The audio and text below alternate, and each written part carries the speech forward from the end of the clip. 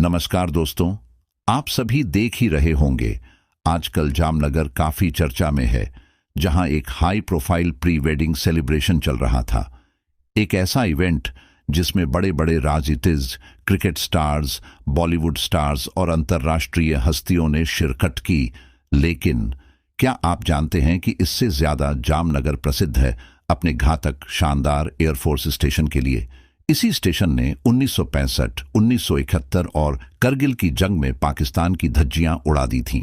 चलिए, आज की वीडियो में हम आपको जामनगर की इसी खूबी के बारे में बताते हैं। वीडियो काफी रोचक है, जो आपको अंत तक बांधे रखेगी। देखते देखते चैनल को सब्सक्राइब भी करते चले। पाकिस्तान ने कितने युद्ध लड़े, लेकिन हर बार मुंह की खाई।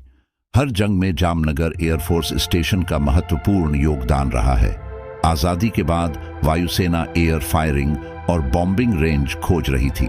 तब जामनगर में वायुसेना ने बेस बनाया। इसे नाम दिया आर्मामेंट ट्रेनिंग विंग। वायुसेना को अपना सेटअप लगाने में जामनगर के राजा जाम साहिब ने बड़ी मदद की थी। उन्हें एयरफोर्स से खास लगाव था। यहाँ पर हवा से जमीन पर मार करने वाला रेंज था। इसके अलावा कच्छ की खाड़ी के ऊपर हवा से हवा में मार करने की प्रैक्टिस के लिए बड़ी जगह थी। ये एक तटीय इलाका है जिसे जोधिया बालचंदी कहते हैं। एटीडब्ल्यू में वायुसेना के अलग अलग स्क्वाड्रन के लोग बारी बारी से ट्रेनिंग करने आते थे। 1952 के समय की वायु सैनिकों की ट्रेनिंग की तस्वीरें आज भी मौजूद हैं। उस समय रॉयल एयरफोर्स के साथ काम कर चुके wing commander GD Nobby Clarke अगले एक दशक तक ट्रेनिंग विंग में इंस्ट्रक्टर बने रहे। इस दौरान उन्होंने पायलटों को PAI flight, squadron training flight और टारगेट टोइंग फ्लाइट का प्रशिक्षण देते थे। इस स्टेशन से पहले PAI पायलट अप्रैल 1959 में ग्रेजुएट हुए। इसके बाद 8वीं पट से लेकर 70 तक यहाँ पर 20 कोर्सेज पूरे हुए, जिसमें 200 पायलटों की ट्रेनिंग हुई। इन्हीं पायलटों में 3 बाद में वायुसेना के प्रमुख भी बने। इसके बाद इन पायलटों को और आधुनिक ट्रेनिंग के लिए विदेश भी भेजा गया। बाद में इस ATW को tactical and air combat development establishment में बदल दिया गया। ये काम 1973 तक किया गया यहाँ पर। बाद में इसे 2000 में वापस ले लिया गया। लेकिन भारत में 1976 से 2000 तक Jamnagar air force pilot training centre ने सैकड़ों टॉप गन्स को ट्रेनिंग दी। 1966 में यहाँ पर ऑपरेशनल ट्रेनिंग यूनिट बनाई गई थी, ताकि नए पायलट्स को हंटर्स फाइटर जेट की ट्रेनिंग दी जा सके। ये भी कहा जाता है कि 1971 के भारत पाक युद्ध के दौरान विंग कमांडर डॉन कॉन्क्वेस्ट ने कराची के ओनायल टैंक पर जामनगर से ही उड़ान भरकर हमला किया। 12 दिसंबर 1971 को फ्लाइट लेफ्टिनेंट BB सोनी ने पाकिस्तानी एयरफोर्स के F-104 स्टारफाइटर को जामनगर के आसमान के ऊपर मार गिराया था। 1965 और 1971 के युद्ध के दौरान जामनगर एयरफोर्स स्टेशन से कैनबेरा बम वर्षकों ने पाकिस्तान के खिलाफ भयानक हमले किए, कराची की धज्जियां उड़ा दी थीं। उसके अलावा कई अन्य जरूरी और रणनीतिक स्थानों को तबाह कर दिया था।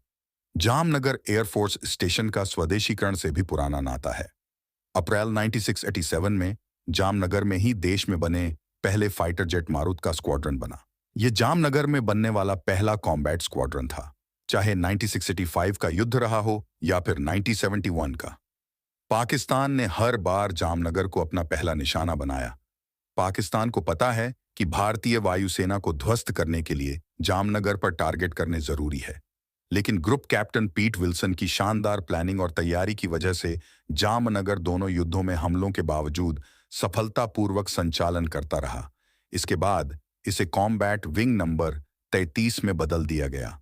अब इसमें समुद्री हमला करने की ताकत दी गई, यानी यहां से फाइटर जेट्स उड़ान भरकर समुद्री निगरानी और हमला करने की क्षमता रखने लगे। जब भी देश की पश्चिमी सीमा पर किसी तरह का वायुसैनिक अटैक किया गया, उसमें जामनगर एयरफोर्स स्टेशन ने बड़ा किरदार निभाया है। यहां से रिलायंस की रिफाइनरी को सुरक्षित रखने के लिए भी जवानों को तैनात किया जाता है। तो दोस्तों, इस वीडियो के माध्यम से हम आप तक एक बेहद रोचक जानकारी लेकर आए हैं।